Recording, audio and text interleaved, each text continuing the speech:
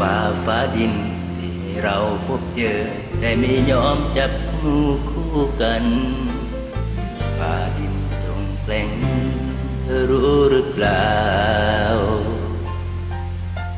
ไม่น่าต้องห้ามกันความเหมาะสมที่เรานั้นยืนยันนั้นใจขานสุดท้ายต้องยอมจำนนก่อนถนนของเราแยกกันก่อนความฝันที่เราสิ้นลงแค่ได้พบได้เจอสักคนสบตาอีกครั้งแค่ให้ฉันได้บอกเธอสักคำพูดในวันที่จำต้อง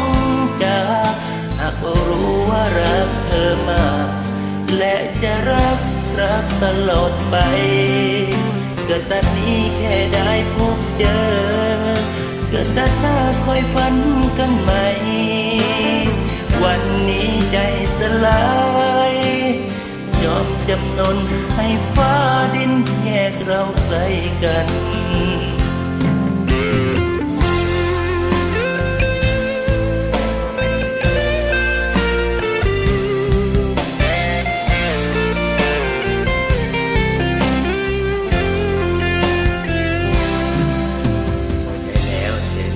ฟ้าดิน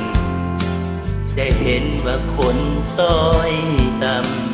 ำเจ็บต้องช้ำต้องน้ำตาตัวเป็นหาย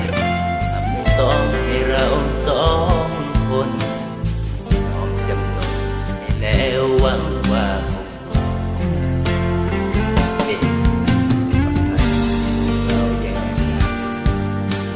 ความฝันของเราสิ้นแค่อยากพบได้เจอสักคนสบตาอีกครั้งแค่ให้ฉันได้บอกเธอสักคำพูดในวันที่จำต้องจา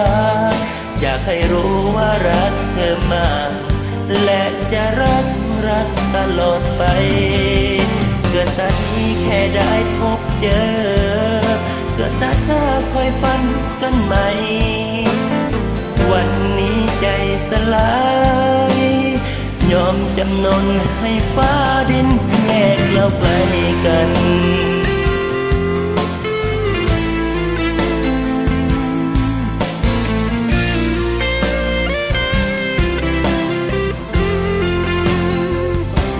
แค่ให้ฉันได้บอกเธอสักคำพูดในวันที่จำต้องจากอยากให้รู้ว่ารักเธอมากและจะรักตลอดไปเกิดชาตินี้แค่ได้พบเจอเกิดชาติหน้าคอยฝันกันใหม่วันนี้ใจสลายยอมจำนนให้ฟ้าดินแยกเราไกลกันคนรักกันให้ฟ้าดินถึงไม่เข้าใจเพียงเท่านี้ไปกันนะพบกันใหม่ฟ้าดินไม่เข้าใจเนาะ